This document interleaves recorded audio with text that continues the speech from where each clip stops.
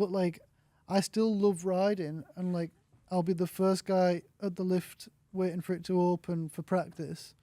And I get a bit of shit for it. Like, everyone's like, oh, how many runs have you done today? And like, because I used to do so much practice, just because I love riding. Yeah. But as I've gotten older, I have gotten more wise to it, because obviously you need to be as fresh as you can when you come to racing. But I just love riding, and even still, like, when I go riding, like, I have some friends, and they'll faff around, and they'll take ages getting ready. I just want to get my gear on and go ride, and just because I love it still. Yeah.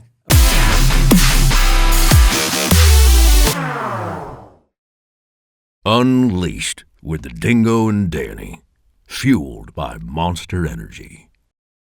Dingo's on a Not big ready. text, Smish. Well, It's my birthday. he's ready. Are we live? Yes. Birthday, We're not we're live. We're live. It's the first. Happy.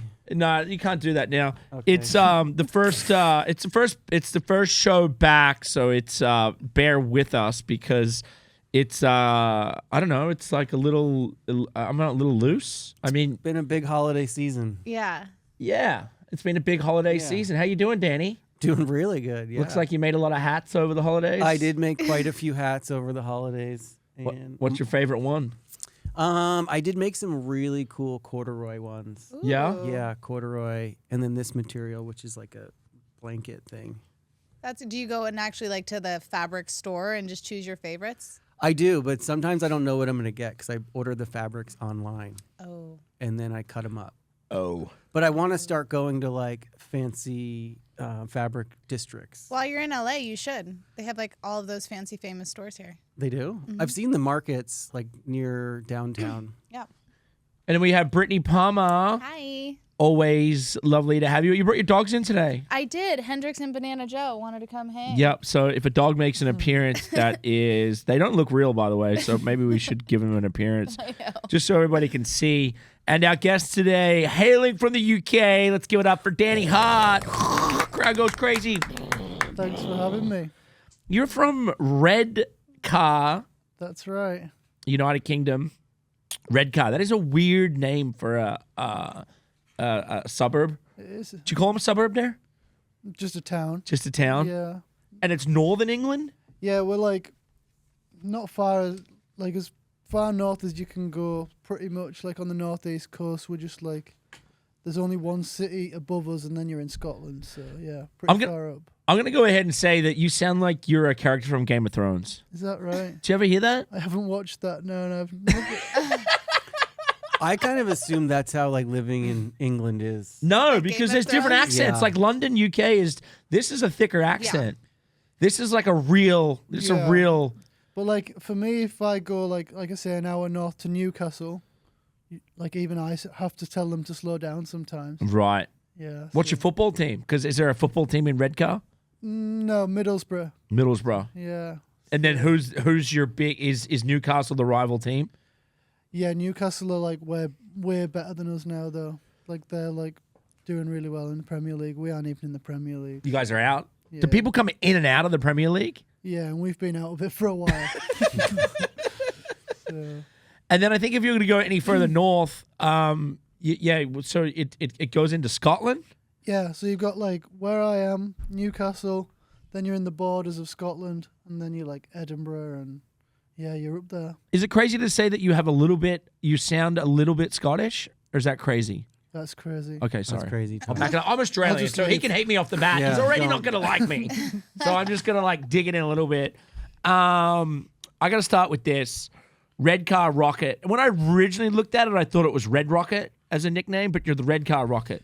Yeah, that's right. I guess like when I was like younger and first coming into like having a name, you sort of thing. Like my friend who was a graphic designer, and we sort of like tried to make a logo, and I was writing for Fox at the time, like clothing, and they had like they all wanted us to have butt patches like on our pants, and that's what we came up with, and it sort of just stuck. So yeah, The Red Rocket. Redcar Rocket. Redcar Rocket. Oh my God. Redcar Rocket. There was a movie that just came out, Red Rocket, with anyway, moving on. Let's do the intro. You're a professional mountain bike rider, 2011 and 2016 UCI World Champion, 2015 British National Champion. Explain to us UCI like on a whole, because our listeners or viewers are kind of broad based on everything, and then kind of like walk us through the 2011, 2016 world champion. Yeah, so the UCI is like the cycling governing body, and they're based out of Switzerland. So like, they're like the governing body of all like the world championships, and so when I won the world championships twice. So what happens is we have a World Cup series, which is a championship over 6 to 8 races, which gives you an overall champion. And then in cycling, we have like the World Championships, which is like a one-day format where you get like a rainbow jersey, and it's like really like sort of, that's like the pinnacle. And so I won in 2011, like my second year in pro. Like I did 2 years junior, 2008 and 9. Then I had my first year pro, 2010, and then won in Switzerland in Champre in 2011. So I was really quite young, and like I hadn't even won a national championship by that point. So it was pretty good. So that really kind of happened fast for you. Yeah, it was like I had a good season leading up to that race, and I knew that was going to be a good race. And the heavens opened on that day, and it really rained. I think they were saying the event was like 20-30 minutes off being cancelled because the cloud was so low in the mountains that the helicopters were like, it was touch and go whether they could fly. Right. And thank God they never cancelled it. Yeah, wow. So Danny's a bit of a competitor. He's 2002 and 2006 Olympic silver medalist. Oh, there you go. Fair play. He never won, but I he didn't got win close. the Olympics. I came close, but similar to yourself, like I definitely had that cool moment as like a young athlete Yeah. where it was like, catapulted to the top of the podium Yeah. from the Olympics season is before. Even crazier level, I guess. Yeah, it's pretty cool. But I mean, must have been a big shock to you after winning this big major championships, right? Yeah, and like I said, I was having a good season that year, but like I won by like a big margin. Yeah, like 11 seconds. Yeah, That's huge. It was a big margin, and the conditions were crazy. So that just like I've sort of like for a few years after that, I didn't not do well, but I didn't really back it up like I would have liked. But that was so good that it just carried me for a long time. That's awesome. Can we how did you get obviously one of the first things you do as a kid is you learn how to walk, crawl, and then you get a bike. Yeah. And then at what point did mountain biking become like, okay, this is something that I'm super into and I'm going to try and make this professional. I'm going to try and have a go at it. Yeah, so obviously as a kid, like you say, you learn to ride a bike. And then my dad raced like pretty much anything with 2 or 4 wheels. And but he was never like a high level. But when you're a kid, you think your dad's the best at everything. Yeah. So as I've looked back, like when he was racing motocross and I was just there in the background just all the time. And then my town got a skate park. So I started riding BMX, and then from there I raced BMX for a few years. But because with BMX you can race from a young age, and downhill, like when I was younger, you had to be like 13, 14 before you could even do a race. So I was racing BMX before, and then I raced both for a little while, and then downhill just took over and not really looked back since. It's crazy to think now that I'm like 31 and married with 2 kids. Like when I ride my bike, I don't feel any different to what I did when I was 15, 16. You're still just doing what you love. Yeah. And where you're from, is it a big mountain town, or I mean, what? There's no mountains in England. It's flat. No, we don't have many mountains. There's hills. What hills. started? Well, how did you get into the mountain part of it? Like, Yeah, what was the first mountain you rode on? There had to have been one. Yeah, to be fair, In the hood? It was a lot of traveling. Like Yeah. we used to drive a lot. Like we don't have big mountains. I think we've got like 2 tracks that have like ski lift access. But I think because we're quite a small country and like really closely knit, like the scene's really good, and we know we have to work hard for it.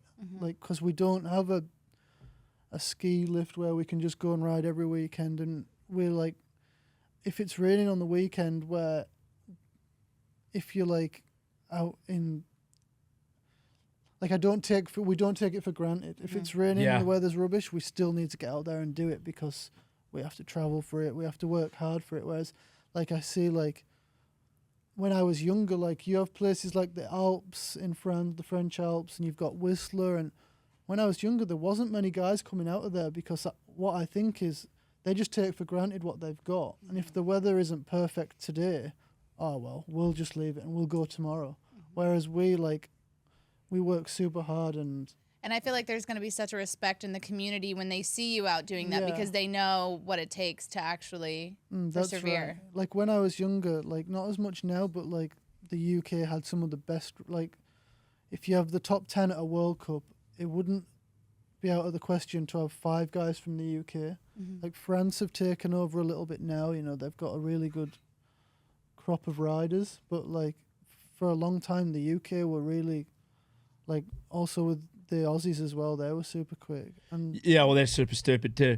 That's why they. I feel like you have to be. I mean, I remember it must have been like 2000 kind of 10 era when all these mountains in America actually started turning the lifts Yeah. on in the summer. And it was like kind of blew my mind because we take it for granted, like you said, snowboarding down these runs and skiing so fast. And then you get on a bike and it's like you're so focused on like Yeah. where you're going. And I'm like, how did it take me like an hour to get down this one Yeah. chairlift when on a snowboard it'd be like 3 minutes, you know? yeah, it's crazy though. Like what we do, we have all like big helmets on, all protection and everything, and we see the snowboard guys doing huge cliff drops. Yeah. And they've just got a plank of wood.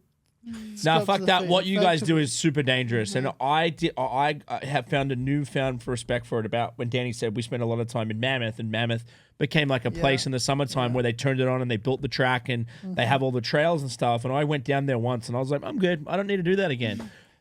Because Yeah. it's not if, it's when. You guys go down all the time, and it's fucking. There's rocks and there's dirt and it's steep, and you're going fast. Yeah. And it's dangerous. The motocross guys say the same. Like we watch the motocross guys and think, "Wow, it's so dangerous what you're doing." But then they like, I guess it's true. We have trees, rocks, like tree roots in the ground. There's so many things that could lead you astray.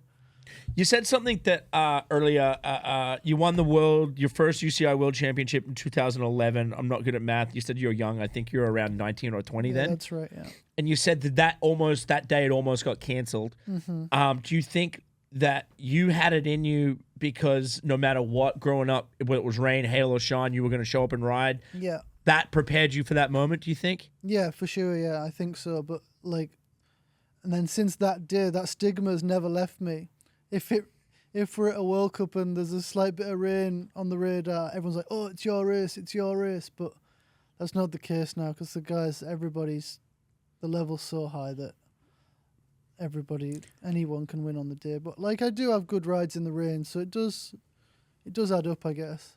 How does that like change the track and, you know, the trail from when it is like raining heavy when you're at a place like this in the Alps? I mean, Yeah, so when I won that day, we hadn't ridden the track in the rain. Like, it had been good all week, and then it just absolutely just poured rain from, like, I don't know if we didn't even have practice in the morning in the rain, I don't think, but and then the rain just came, and yeah, there was just a river running down the middle of the track.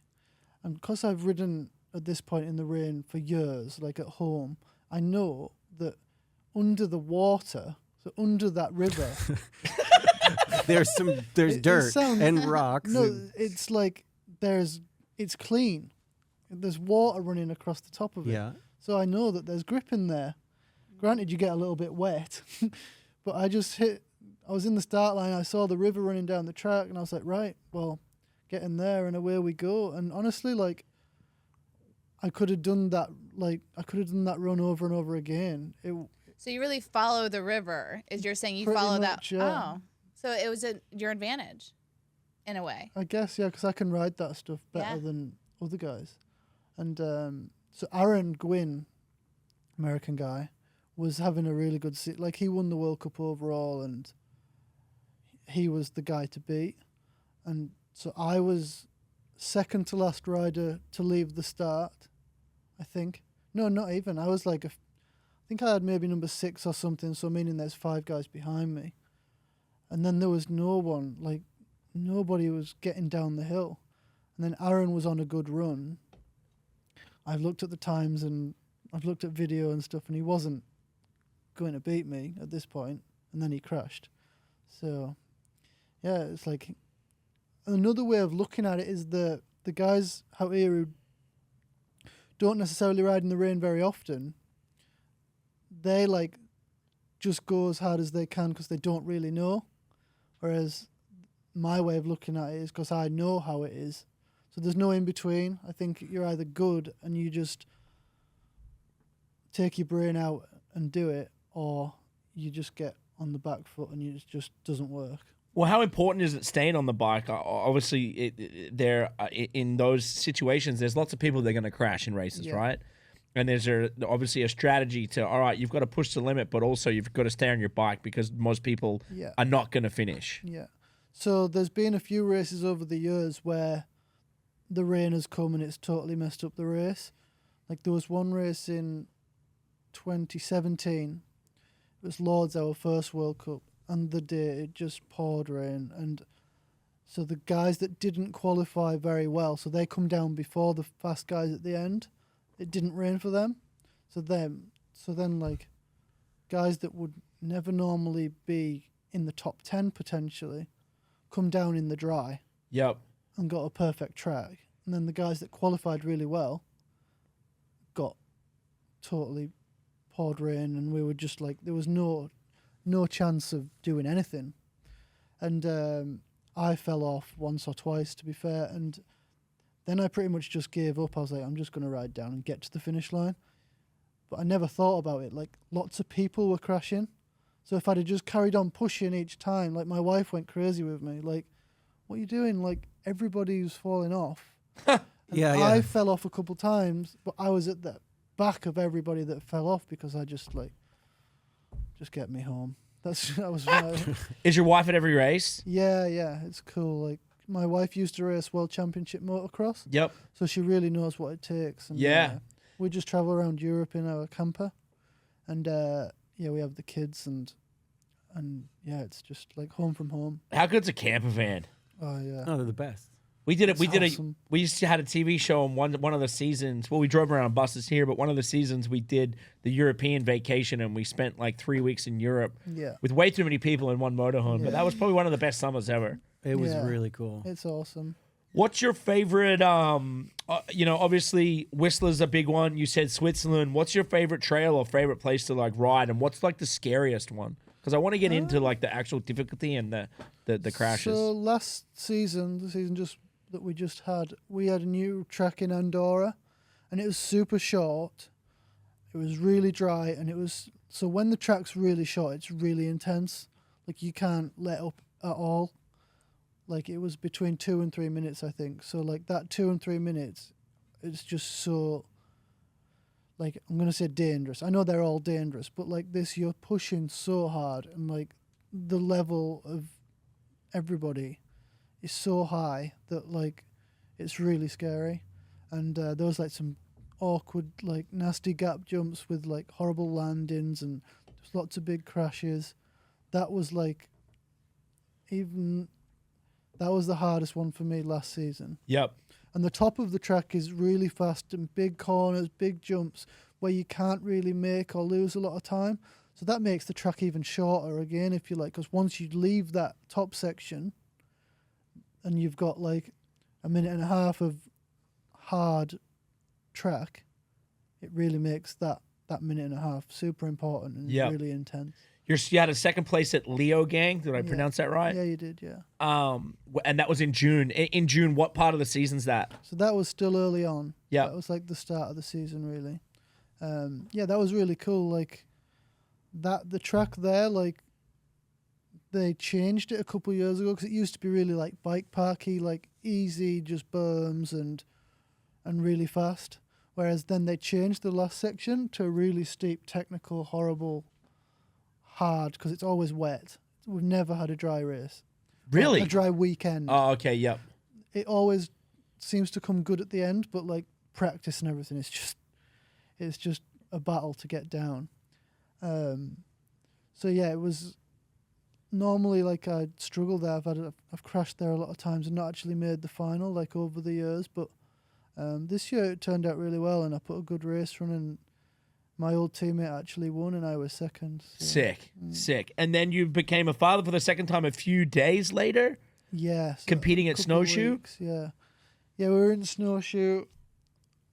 Sophia, my wife, would normally be there with me, but obviously, for obvious reasons, she wasn't there. And yeah, she gave birth to our daughter there, yeah, and there was the season sort of turned around from that point because Darcy, our newest, wasn't very well, so it was hard after that.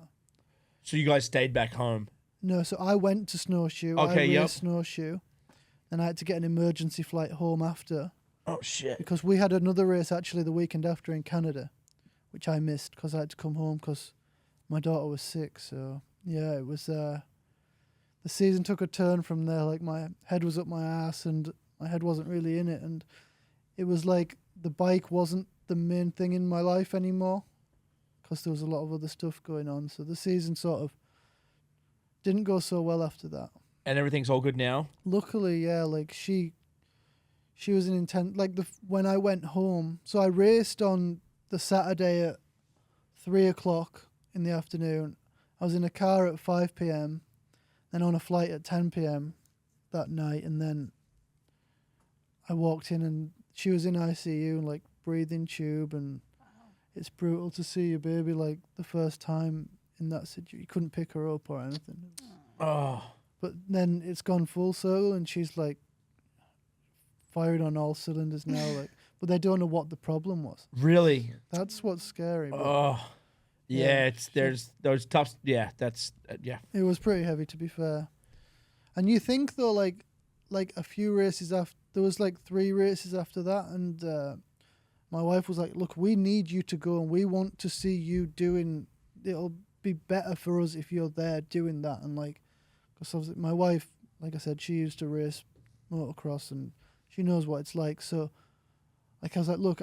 The team, I don't need to go. My team's saying I can stay home, I can be here. Well, they were in hospital for like 7 weeks.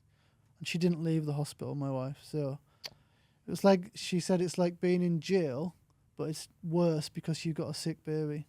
Oh. It was. So then I ended up going. And like, I was like, right, okay, let's do this. Let's get my head in the game and we can figure this out. And it just didn't work. So the season sort of went away a little bit after that, which it doesn't matter at the end of the day because it was for obvious reasons. Yeah, family's family. And, Yeah. you know, you said even earlier, like, you feel like you're still just a kid when you're in the bike, but there's got to be situations. Obviously, it's your second child, you know, and your second daughter, but there has to be something going through your mind where it's like, yeah, what I do is fun. I love it. It's not a job. But at the end of the day, it's also extremely dangerous. And every time you get on your bike, something could happen, or you could not come home to your family or not be able to support your family. Yeah. And that's maybe why I should have nipped it in the bud earlier and said, look, I'm peacing out. This isn't good for me. I need to go and be with my family, but I'm paid to do a job. And I was like, I'm gonna be there for you, for my team, and do what I can do, and do the best job I can. We didn't know what that was going to be at the time. It wasn't ideal, but I think they would have appreciated me being there as well. So Yeah. and like I said, Sophia, my wife, wanted to see me in the start line, and that was like because she knows that was made her stronger, sort of thing. Yeah. Me going out and doing what I had to do. Yep. No, that's awesome. What? So she was, and then your dad was a super gnarly into moto. I see you ride moto a lot. Yeah. Obviously, being a pro mountain bike rider, the kids growing up, are the kids going to be more mountain bike? Are the kids going to be going moto? Or are the kids going to be ballerinas?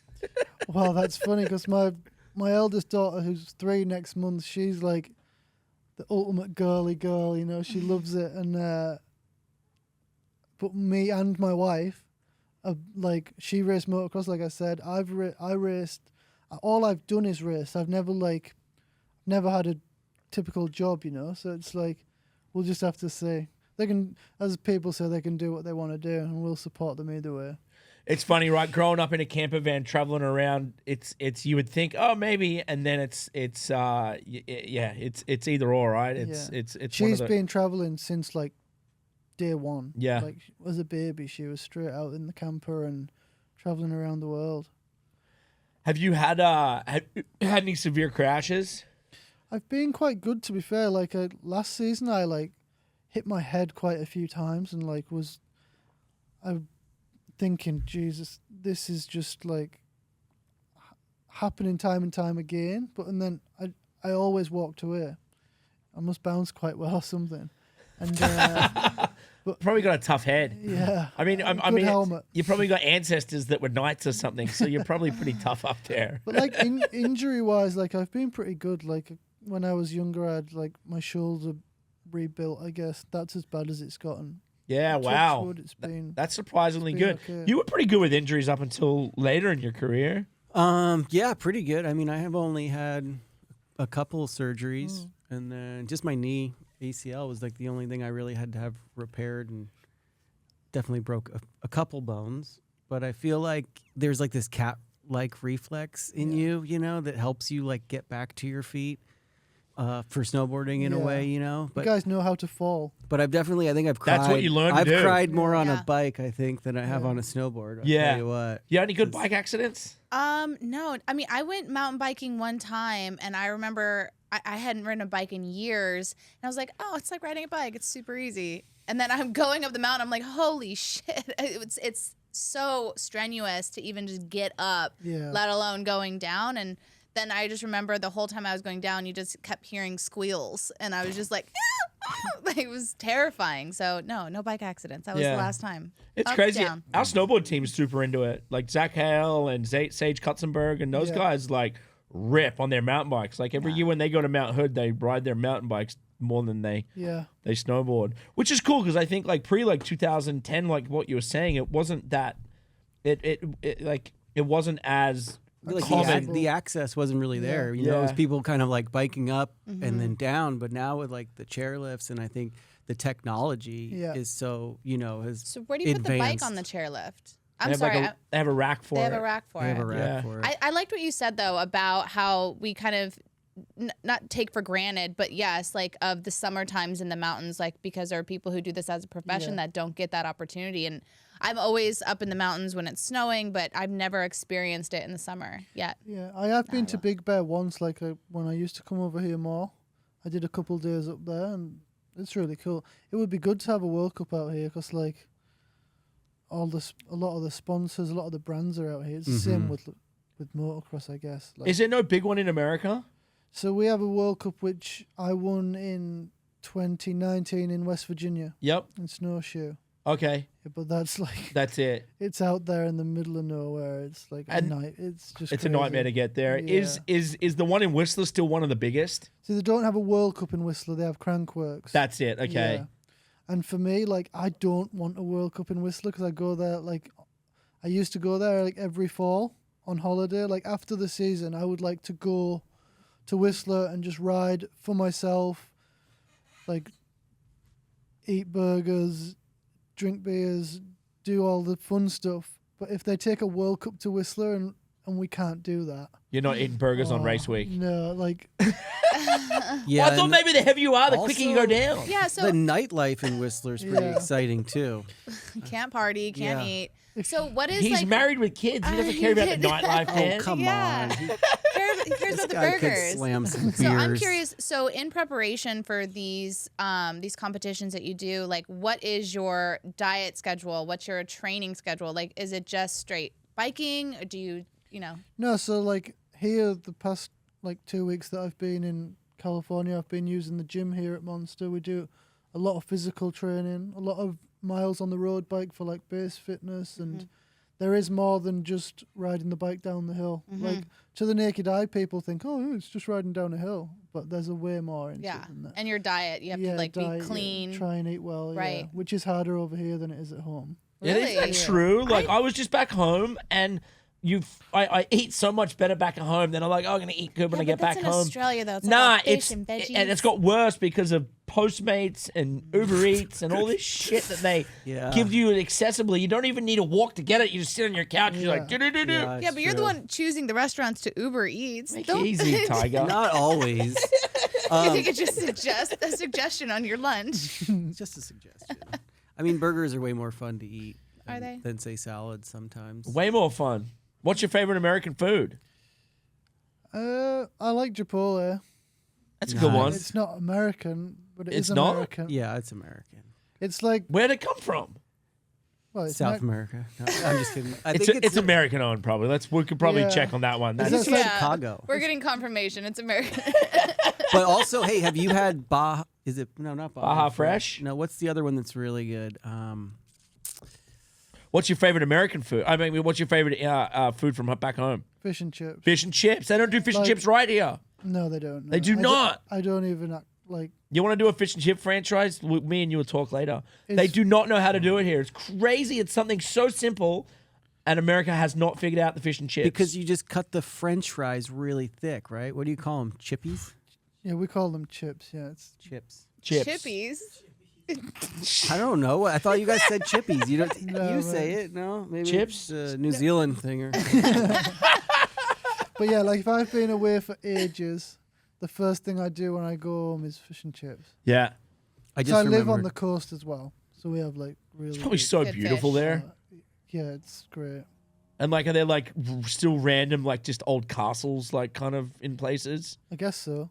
That's what I like. That stuff still exists. You know, that like was an old world that still exists. There ain't no castles in California. Everything's so new. Well, Yeah, nothing's new. Everything's Well, so new here. Not the kind of. Well, yeah, yeah. Brittany Yeah, hangs out in nothing's- castles, but they're modern day castles. Yeah, That's this one right. over here. She's in her castle in Vegas. No, but you're right. Everything in America is really literally under like 300 years old. So Yeah. maybe there's like an old wooden house. And everything's so like clean here. Like I say, it's like it's just different.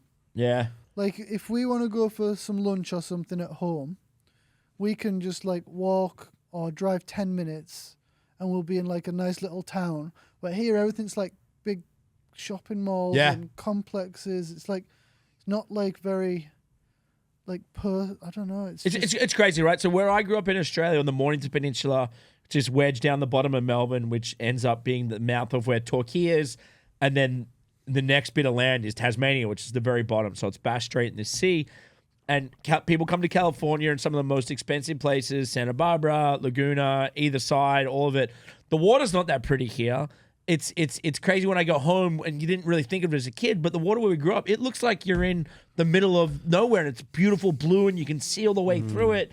And it's just, I mean, I think here is maybe a bit pollution. I think Yeah. you've got some of the, like, what's California? There's more people live in California, the state, than all of Australia. There's like 30-something million people that live here. that right? Crazy, right? And then if you were to take California, split it apart from America, it's like the 5th or 6th biggest economy in the world. But the pollution in the ocean and people, but you go home and I'm like, growing up as a kid, you just didn't even realize that like a place nobody knows about in the Mornington Peninsula has this crystal clear blue water, and it's beautiful. That's because I guess you guys don't like throw trash in the ocean. You just burn it all. Yeah, I don't know what we I do don't with know it. what it is. I think China dumps their trash off in Darwin. Like I think we went to Laguna the other night for dinner, and that was more like European style, like just nice little town, like little streets with different bars and restaurants. Whereas like we're staying in Corona now, and you just get in the car and drive to, I don't know the places, but like Chipotle. that, yeah. Qdoba. Qdoba's the other one you gotta I've not try. had You that. gotta. It's so good. were you sitting on that one for this No, whole I time? didn't want to like say it. Oh but yeah, when did that I one didn't pop want to back like into your shout head, out. Dan? I didn't Were want to you shout holding that out until Baja then? Fresh because I don't really totally back their food, but Qdoba is basically like the sister of Chipotle. Wait, you don't back Baja or you don't back Chipotle? I don't back Baja. Why?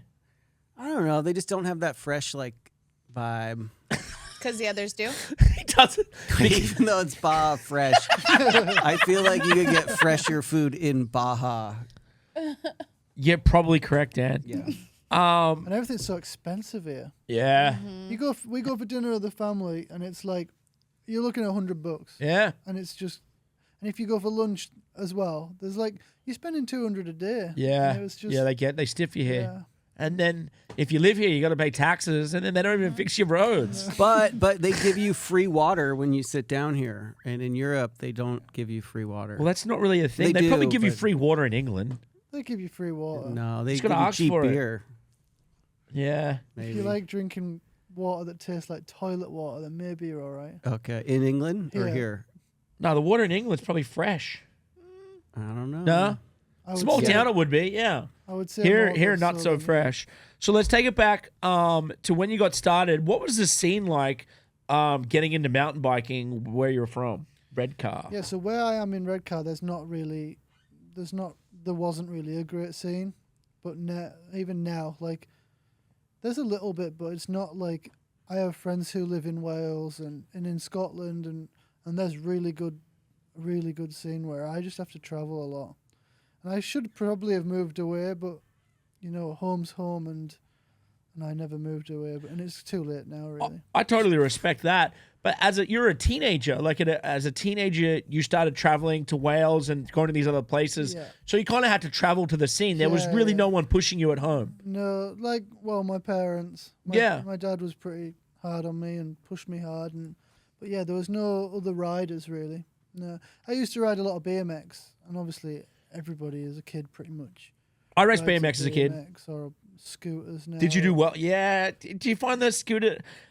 You can't fight the scooter thing. It's so No. crazy. We were at Brian Deegan's. This is a couple years ago, and he's got this huge moto track. He's got like all the setups for everything in this skate park. And then his kid goes and grabs a scooter, and he's like, "What do you do?" Yeah. You know, like. But it's one of those things where it's become more of a I think kid it's thing. gotten better over the years as well. Like I think But it's never going to become a sport. It's not going to be an X Games. Well, you never know.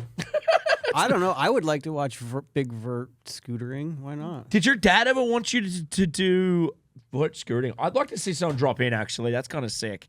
Drop in on a scooter on a vert ramp? With like they a do the mega ramp and stuff. with like a don't they? 17. Yeah, they do the mega kilowatt. ramp. Ryan Willie, the Aussie guy that's a BMX dude, is ridiculous on It's that just thing. gone so far. He's insane what he does on that It's like a thing. computer game. But you know what's crazy is we have a few of the BMX guys that were pro scooter guys that are now BMX, and they say because of the way they hold the handles and the way they do it, it makes you better at BMX.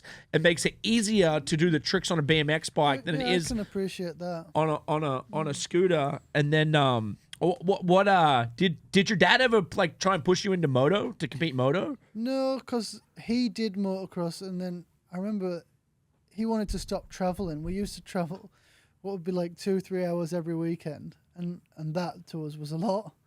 And then I started racing BMX, and we're always down in the south coast. We're miles away. The traveling got so much worse. So then when I was doing the BMX thing, somebody said, "Oh, you should try this in downhill." I tried that, and then again, just traveling all over the country. So the traveling just got so much worse. But I ride motocross now like a lot in the winter, and I love it. To be fair, like the weather's been so bad here this week, we've sort of struggled. But yeah, that's as soon as the last race is done, the bike comes out. I don't really ride in summer because if I hurt myself doing that, I don't want to have to go to my team manager and say, "Oh, I've snapped my leg on my motocross bike." Yeah, well, I it don't sounds wanna like have that conversation. you've probably had more crashes on your motorbike than your mountain bike. It sounds like. Yeah, maybe, yeah. But luckily, like I said, I must bounce quite good because I've not really hurt myself so much. So your first World Cup, you competed in. You were 16, Yeah, I was still at school and then you finished that season in 8th place. as a junior, yeah. How was going to school and competing at the World Cup level? It was actually really good. My school, like, I wasn't like the most bright kid at school. I was always well behaved. So the school, I don't know. Were you? Yes. So school used to let me go, and they used to put it down as work experience, like every Friday or whatever it would be when we need to travel away. The school was really cool, like, because I hear different stories of kids. Oh, they weren't allowed to get out of school to go racing, but my school was awesome. They used to let me go whenever I had to go, and I even missed exams, like, because I was like one of the oldest in my school year.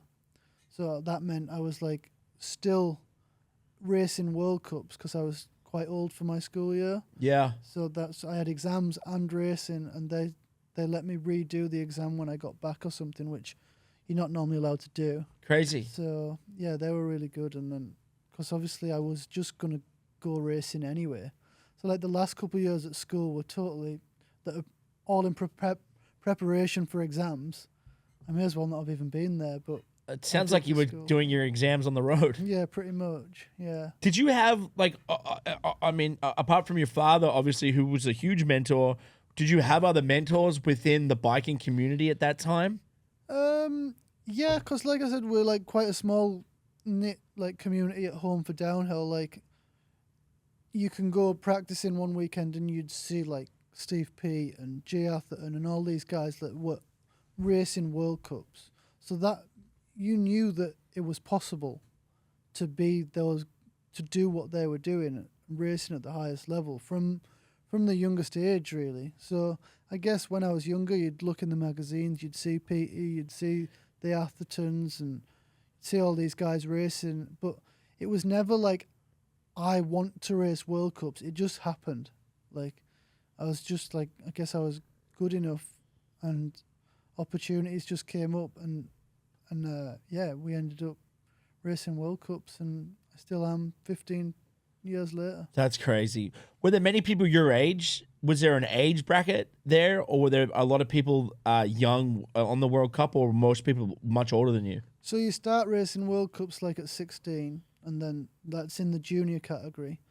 So now they have a specific junior category where they race at a different time, and they don't have to qualify. Like, no, they do have to qualify, but it's only in their age. Whereas when I was younger, we just had to qualify in the men's field. So you might only get 3 juniors qualify for the final. So it was a little different to what it is now. So I guess like from a young age, I've always been around people older than me. Like, it was funny, I'd be racing a national on a weekend with old guys, like 50-year-old blokes, you know, and I could just have conversation with those guys.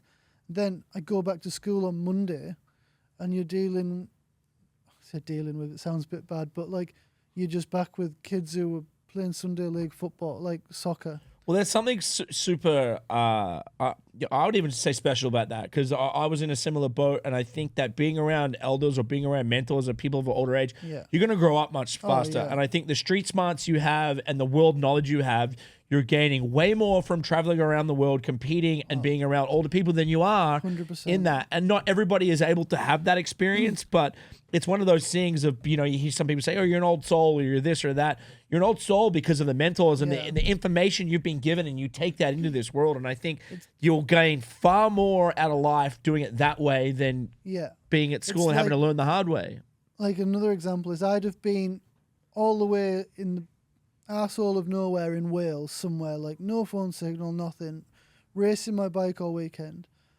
And then like I'd come back and my friend would say, oh, we're going to the mall that's an hour away, but we're going in 2 weeks. It's like they have these plans for the stupidest, smallest things where they have to plan all this stuff when I'm just traveling around the world pretty much. And they're like, for them to travel an hour somewhere in the car at home is like such a big thing.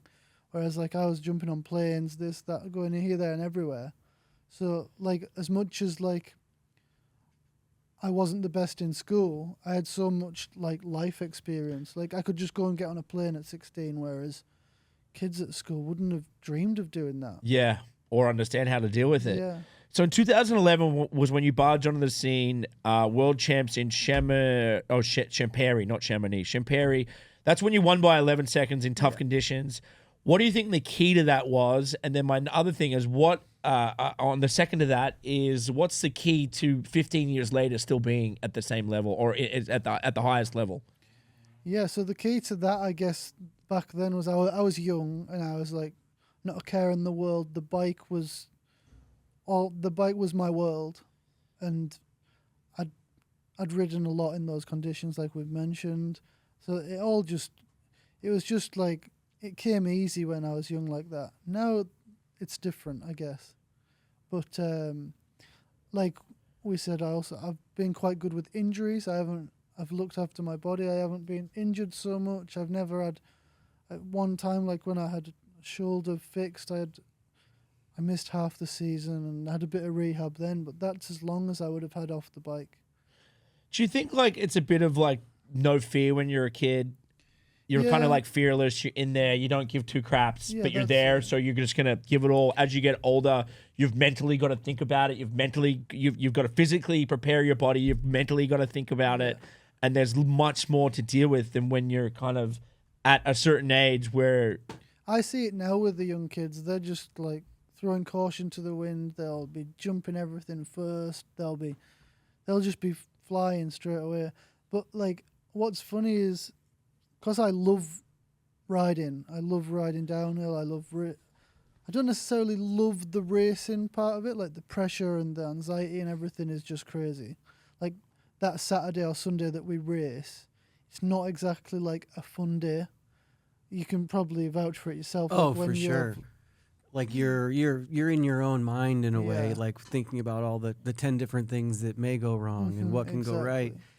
Exactly. And for me as like a young competitor, even to older, it was like I had to like harness whatever energy to kind of Yeah. give me this push to be okay with hurting myself or Yeah. pushing into the danger zone. And for me, it was a lot of like punk rock and Yeah. music and riding with headphones that like would give me this energy to Get like into your own try something for headspace, new, yeah. And what kind of like, methods do you use to kind of get prepped to So like, haul ass downhill? so we have our final race run on a Saturday afternoon, and we have like, we go to the top of the mountain with our mechanic, and we have a spin bike for like warming up. And I just put headphones on, put probably the same music on, and just have Katy this, Perry. we have Ozzy Osbourne. the same routine every weekend.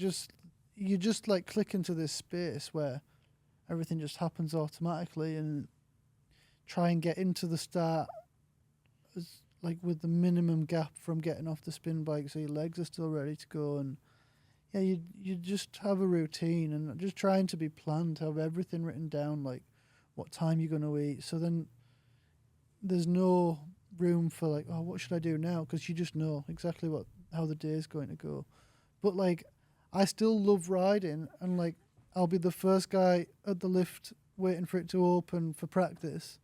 And I get a bit of shit for it. Like everyone's like, oh, how many runs have you done today? And like, because I used to do so much practice, just because I love riding. Yeah. But as I've gotten older, I have gotten more wise to it, because obviously you need to be as fresh as you can when you come to racing. But I just love riding, and even still, like when I go riding, like I have some friends and they'll faff around and they'll take ages getting ready. I just want to get my gear on and go ride, and just because I love it still. Yeah. When you're doing these like the practice runs, like what percentage of like full speed are you going for some of these? Are Yeah, you going so- at like 80%? We'll build up to doing each section at Okay. 100% pretty much, but then, well, we'll say 90%, and then Yeah. you always find when you do a race run, sometimes you're like, how did I even make it to the bottom? Because you have that adrenaline and that extra little push, and yeah. So, but in practice, we do it in like, I try and do it in sections. So by the time I come to race on Saturday, I will have hit everything at a really good speed. Are you breathing? Like when you race, like to practice? No, some of the guys don't breathe that much. Yeah, no, I like make a conscious effort to try and like, if I listen to watch my GoPro of a race run, I'll be like, you'll be able to hear me consciously breathing. Yeah. Just so you force yourself to do it. That's crazy. So Monster Energy has a super stacked, heavy squad, male and female. Who are your favorite Monster teammates to rip around with? It's funny, like we're all like so far spread out and stuff like that. We don't really do so much together, and we're all in our own teams and on our own programs. But Monster has some top guys, like we've got Pierre on, who is he just bosses, like so strong, so fast, and yeah, just a machine. And then you've got Loris Vergier, who's like another French guy, and he's like the polar opposite to Pierre on. He's much more smaller guy, like smoother, more finesse, but like the team's just stacked of top quality riders. Sick. One other thing here, we're getting pretty close to the end here, but you were one of the first riders to do a run with a mixed wheel size setup. Yeah. Has that proven to advantage you, and what is that? So yeah, we have a 29-inch wheel on the front and a 27.5-inch wheel on the back. So like back in the day, like in 2011, we were riding 26-inch wheels. Yep. So smaller wheels. And then we progressed to 27.5. And then some teams went to 29. So that's big. That's like a road bike wheel. It's huge. Yeah. And I'm only small. So when I tried a 29 at front and rear, I'm getting hit up the arse with a big wheel all the time. Getting buzzed up the arse. So then obviously that's no good because then the bike starts going like this. So then we went to a mullet, which they... So that's 27.5 in the back. Yep. So that gives me more room so the back wheel doesn't hit me as much anymore. And so my team at the time were really on it and we got it turned around really quick. And that's what everybody's doing now. Crazy. Yeah. So. Pioneer. There you go. There you go. What are your goals going into 2023? So yeah, I was at team camp like a couple of weeks ago in Mallorca with my team, and we had to sit down and write what our goals were, because we don't often do that really. We would just go and race as fast as we can and hope for the best. Try to get fucking first. Yeah, That's that's it. the goal. But yeah, like want to be on the podium at the World Cups every weekend, and then once you're on the podium every weekend, there's a win. You're knocking on the door for a win, so we need to get back to that.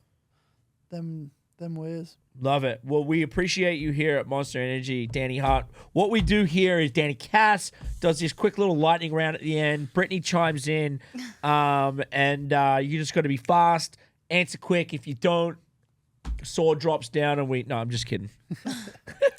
Okay, first question. What is a piece of advice you would give your younger self?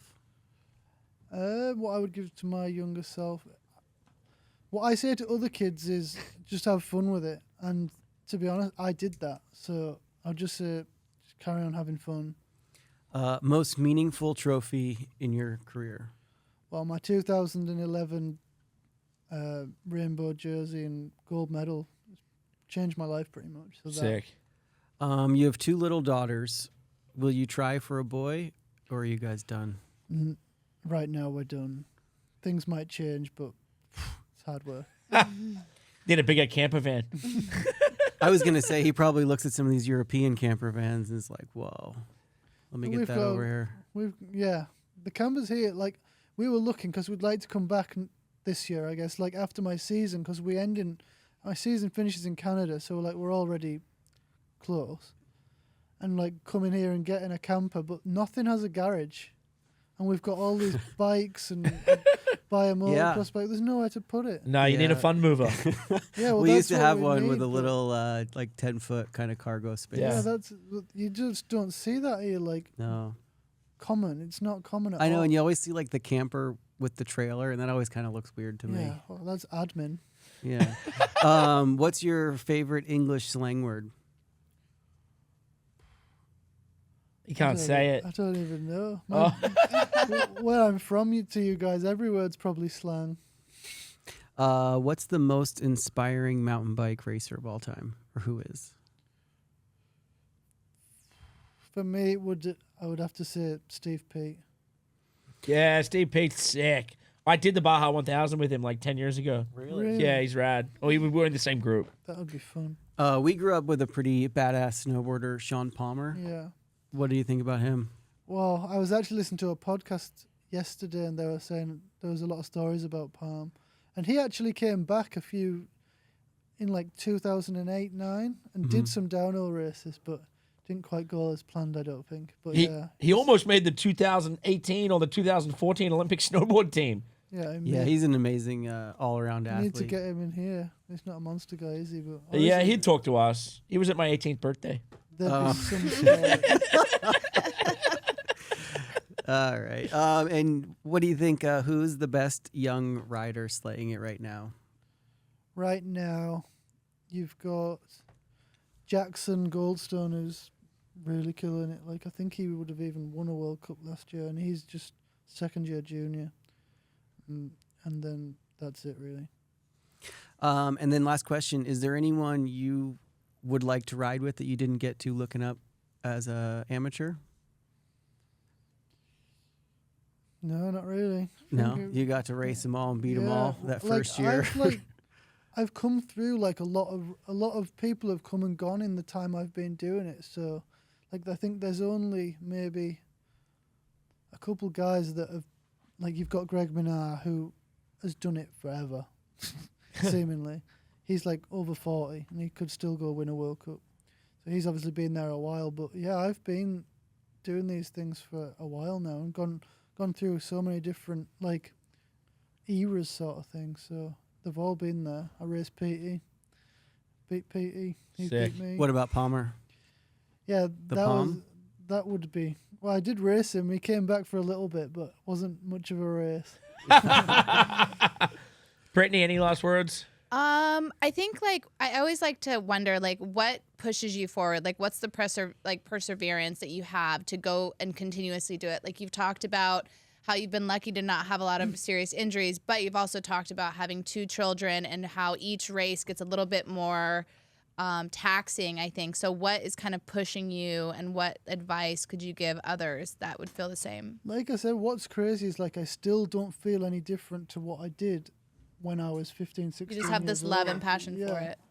It's like, do you want me to start that again? No. It's all like- good. We run it like that. But there we go. Brittany's dogs are here, and it took to the last question. I know. He's Yeah, been like- doing great, but Ariane might be here. That's might be Yeah, be I've it. just like, I still love riding my bike. Yeah. And until that changes, then That's just I'll it's still just your be love here. for it. Yeah. So as long as you continuously love what you do, then there's that's no. exactly it. I love that.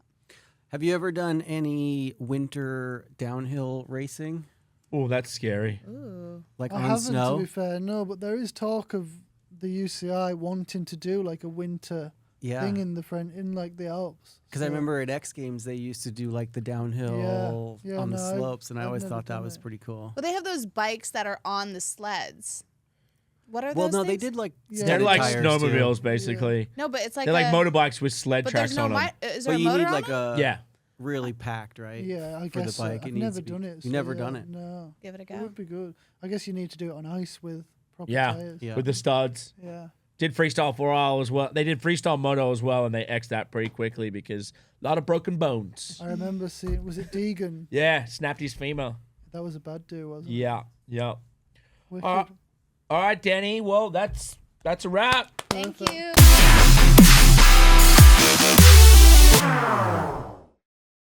Unleashed with the Dingo and Danny. Fueled by Monster Energy.